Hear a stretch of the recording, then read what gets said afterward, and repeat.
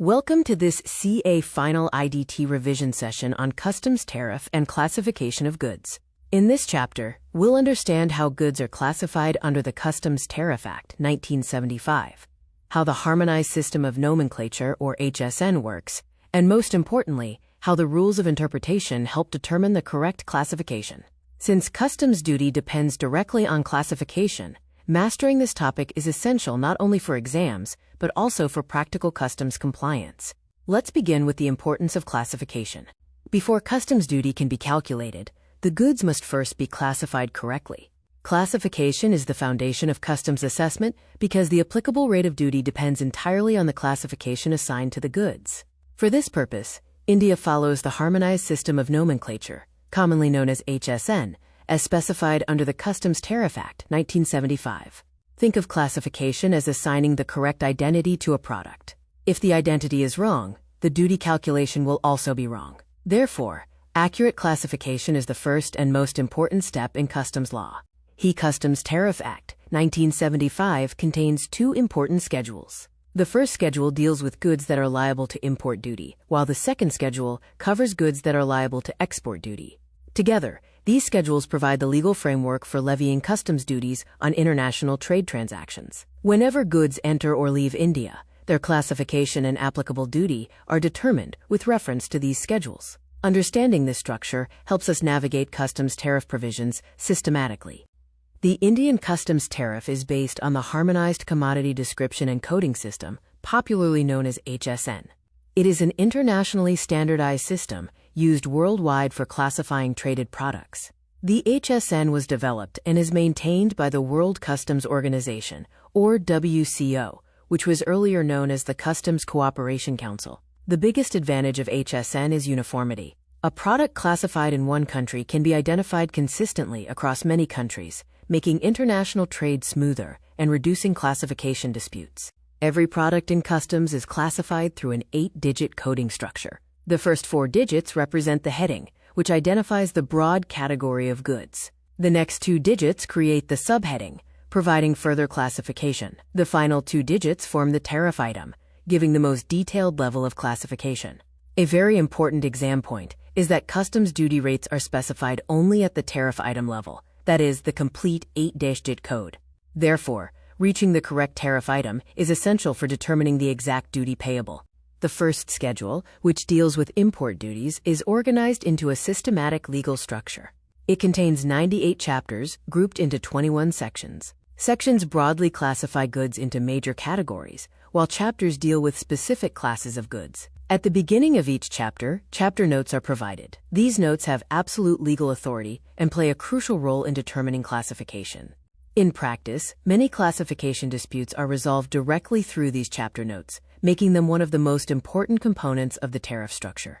General Explanatory Note 1 explains the significance of dashes used in tariff entries. A single dash indicates a subclassification under the main heading. A double dash indicates a further subclassification under the immediately preceding single dash entry. Triple or quadruple dashes indicate even deeper levels of classification under the preceding descriptions. These dashes help establish the hierarchy within tariff entries and assist in understanding the relationship between various classifications. Reading the dash structure correctly is often essential for identifying the proper tariff item. General Explanatory Note 2 clarifies that whenever the symbol percentage is used, the duty is ad valorem. This means duty is calculated as a percentage of the value of goods, determined under Section 14 of the Customs Act. General Explanatory Note 3 deals with standard rates of duty. It states that where no preferential rate has been notified, the standard rate automatically applies. Together, these notes help determine both the method and rate of duty calculation under the tariff schedule. A standard tariff entry consists of 5 columns. The first column contains the tariff item number. The second provides the description of goods. The third specifies the unit of quantity. The fourth shows the standard rate of duty, while the fifth indicates the preferential rate of duty if available. The standard unit of quantity is prescribed mainly for collecting and analyzing trade statistics. Common units include cubic centimeters, centimeters, grams, and metric tons. Understanding these columns helps in reading tariff schedules accurately. To ensure consistent classification of goods, the first schedule contains 6 general rules of interpretation. These rules have statutory force and form an integral part of the tariff schedule. Their purpose is to provide a logical framework for classification. An important principle is that these rules must be applied sequentially. Classification begins with Rule 1. Only if Rule 1 fails to resolve the issue do we move to Rule 2, Rule 3, and subsequent rules. This step-by-step approach prevents arbitrary classification and ensures legal consistency. Rule 1 is often called the golden rule of classification. It states that legal classification must be determined according to the terms of the headings and any relevant section notes or chapter notes. The titles of sections, chapters, and subchapters are merely for convenience and have no legal force. Another important point is that notes belonging to one chapter or section cannot be used to interpret another chapter or section. Therefore, whenever a classification issue arises, the first step is always to examine the relevant headings and notes carefully. Let's understand Rule 1 through a classic example. Consider a letter closing and sealing machine. At first glance, it appears classifiable under heading 8422, covering filling, closing, and sealing machinery. However, it also appears to fit under heading 8472, which covers machines used for closing or sealing mails. The conflict is resolved through Chapter Note 2 to Chapter 84, which specifically excludes office machinery from heading 8422. Therefore, applying Rule 1 in the chapter notes, the correct classification becomes heading 8472. This example highlights the overriding importance of statutory notes. Rule 2A deals with incomplete or unfinished articles. It states that if an unfinished article already possesses the essential character of the finished article, it will be classified as the finished article itself. The rule also applies to complete goods imported in an unassembled or disassembled form. For example, a railway coach imported without seats or a car imported without seats can still be classified as a railway coach or car respectively. The key test is whether the imported article already possesses the essential character of the finished product. A very important exam distinction under Rule 2A is between minor adjustments and major processes. Goods requiring only minor adjustments can be considered to possess the essential character of the finished article and therefore qualify under Rule 2A. However, if substantial processes such as turning, grinding, broaching, groove cutting, heat treatment, or surface treatment are still required, the article lacks the essential character of the finished product. In such cases, classification as the finished article is not permitted, and classification must be based on the actual state of the goods. Rule 2B expands the scope of tariff headings to include mixtures and combinations. Any reference to a material or substance automatically includes mixtures containing that material. Similarly, goods made wholly or partly of a material may also fall within the relevant heading. For example, coffee includes coffee mixed with chicory, and natural rubber includes mixtures of natural and synthetic rubber. However, the moment goods consist of more than one material and multiple classifications become possible, Rule 3 comes into operation to determine the final classification. Rule 3A is based on the principle that the most specific description prevails over a general description. When goods appear classifiable under more than one heading, preference must be given to the heading that describes the goods more specifically. Consider an electric shaving machine. It may fit within a general heading covering electromechanical domestic appliances, but there is also a specific heading for shavers with self-contained electric motors. Since the latter description is more specific, classification must be made under that heading.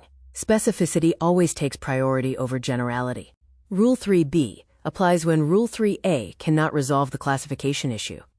Under this rule, mixtures, composite goods, and retail sets are classified according to the material or component that gives them their essential character. A common example is a lead pencil with an attached eraser. Although the product contains two components, its primary identity is that of a pencil. The eraser merely provides convenience. Therefore, the essential character is derived from the pencil, and the entire product is classified as a pencil. Rule 3C is the last resort rule. It applies only when classification cannot be determined through Rule 3A or Rule 3B. In such situations, the goods are classified under the heading that appears last in numerical order among the competing headings that equally merit consideration. This rule provides a practical solution when all other classification principles fail. Remember the simple memory trick: when nothing else works, the latter heading wins. That is the essence of Rule 3C. One of the most important concepts in customs classification is the sequential application of rules. The process always starts with Rule 1, by examining headings and relevant section or chapter notes. If the issue remains unresolved, we move to Rule 2, dealing with incomplete goods and mixtures. Only then do we proceed to Rule 3, which applies the principles of specificity, essential character, and lastly, numerical order. Following this sequence is mandatory. Examiners frequently test this logic, so always remember that the rules are not alternatives. They are steps in a hierarchy. Let's quickly revise. Correct classification determines the customs duty payable and is based on the 8-digit HSN system. The first schedule organizes import tariffs through sections, chapters, headings, subheadings, and tariff items. Rule 1 has the highest priority and relies on headings and statutory notes. Rule 2 covers incomplete goods and mixtures, while Rule 3 resolves conflicts using specificity, essential character, and numerical order. Most importantly, these rules must always be applied sequentially. Master this framework, and you'll be able to tackle customs classification questions confidently in the CA Final examination. Welcome to this advanced CA Final IDT revision session on customs tariff classification. In this part, we'll move beyond the basic classification framework and focus on the remaining rules of interpretation, project imports under Chapter 98, important Supreme Court judgments, and a practical GST classification case study on almond milk. These topics are highly exam-oriented because they test not just memory, but your ability to apply classification principles logically. Let's begin by understanding the roadmap for today's session. In this session, we'll cover 5 major areas. First, we'll quickly revisit the general explanatory notes that help us read tariff entries correctly. Next, we'll study Rules 1 to 6 and understand how they work sequentially. We'll then examine the classification of parts and the important exceptions that often appear in MCQs. After that, we'll discuss project imports under Chapter 98, a unique feature of the Indian customs tariff. Finally, we'll analyze landmark Supreme Court judgments and conclude with a practical GST classification issue involving almond milk. Before applying classification rules, it's important to understand the general explanatory notes. The first note explains the significance of dashes. A single dash indicates a subdivision of a heading, a double dash indicates a further subdivision, while triple or quadruple dashes indicate deeper levels of classification. The second note clarifies that the percentage symbol represents an ad valorem duty rate, meaning duty is calculated as a percentage of the value of goods. The third note states that where no preferential duty rate exists, the standard rate automatically applies. Rule 1 is the foundation of customs classification. It clearly states that classification must be determined according to the wording of the headings and any relevant section notes or chapter notes. Titles of sections and chapters are provided only for convenience and have no legal force. A very important exam principle is that chapter notes and section notes are statutory provisions. They can expand or restrict the scope of headings and therefore override general descriptions. Whenever a classification dispute arises, Rule 1 should always be your starting point. Rule 2 broadens the scope of tariff headings. Rule 2A deals with incomplete, unfinished, unassembled, or disassembled goods. Such goods can still be classified as finished goods if they possess the essential character of the completed article. Rule 2B deals with mixtures and combinations. Any reference to a material in a tariff heading also includes mixtures containing that material. For example, coffee mixed with chicory can still fall under coffee-related classifications. However, when multiple materials create classification uncertainty, Rule 3 becomes relevant. Rule 3 comes into play when goods appear classifiable under 2 or more headings. It provides a hierarchy of solutions. First comes Rule 3A, which prefers the most specific description over a general one. If that does not resolve the issue, Rule 3B classifies goods according to the component giving them their essential character. If both approaches fail, Rule 3C applies. Under this rule, classification is made under the heading that occurs last in numerical order among the competing headings. Always remember this hierarchy, because the rules must be applied sequentially. A classic example of Rule 3C is the Supreme Court decision in Mahindra and Mahindra versus CCE. In this case, the goods were equally classifiable under heading 8703 for passenger vehicles and heading 8704 for goods transport vehicles. Neither heading was more specific, and the essential character test could not resolve the dispute. Therefore, the court applied Rule 3C. Since heading 8704 appeared later in numerical order than heading 8703, the goods were classified under heading 8704. This case perfectly demonstrates the principle of latter the better. Rule 4 acts as a safety net for classification.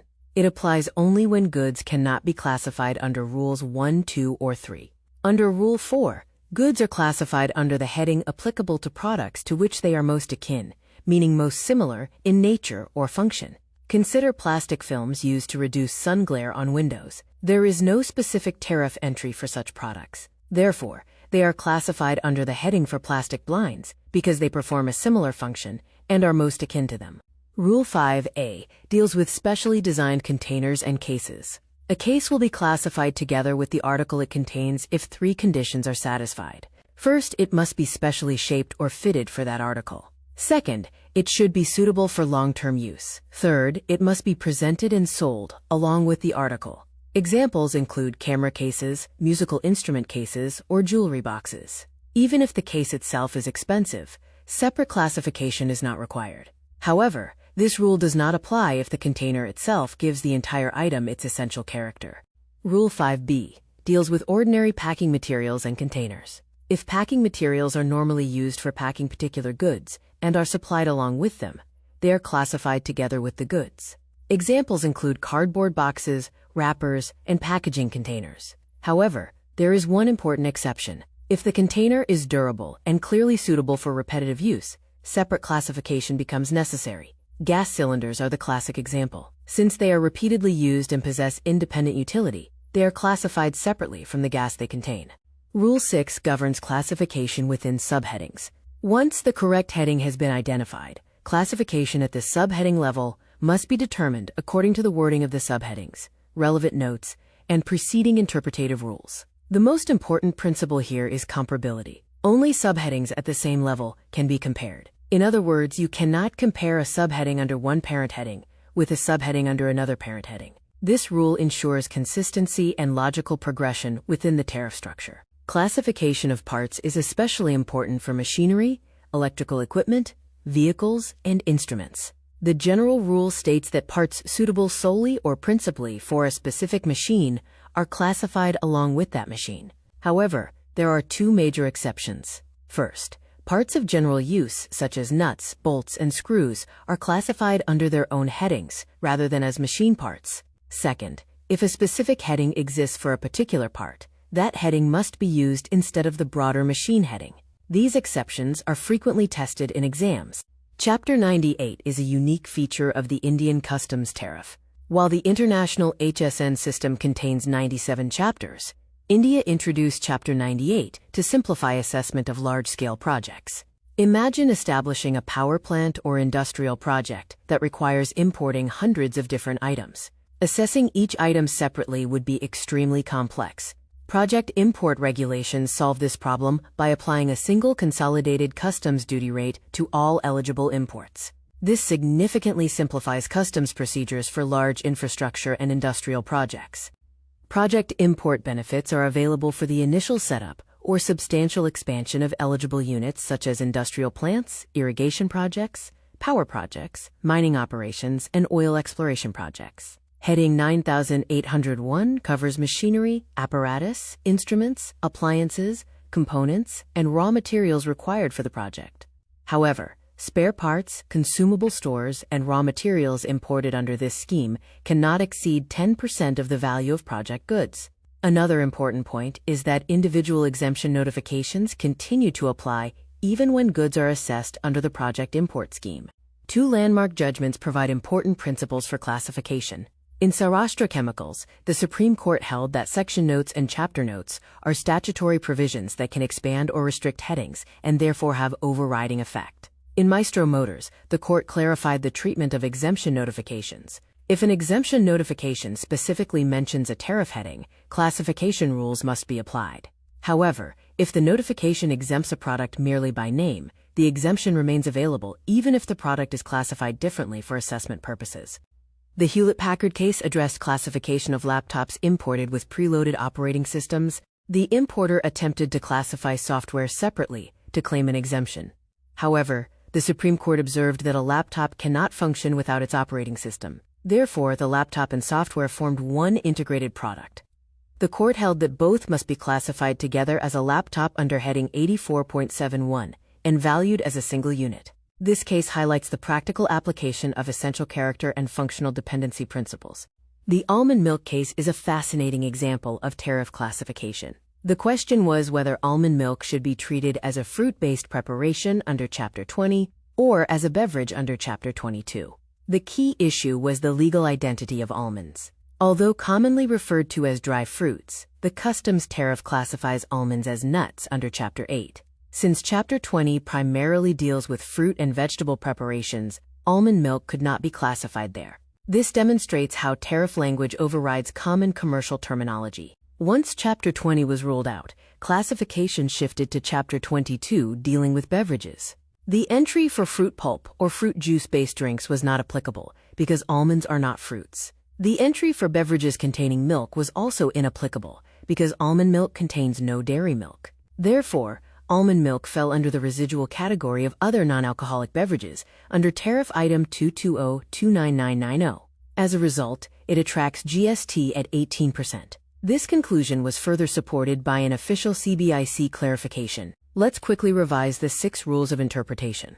Rule 1 focuses on headings and statutory notes. Rule 2 covers incomplete goods and mixtures. Rule 3 resolves competing classifications through specificity, essential character, and numerical order. Rule 4 applies the most akin principle. Rule 5 deals with containers and packing materials. Rule 6 governs classification within subheadings and allows comparison only at the same level. Together, these rules provide a complete framework for classifying goods under the customs tariff.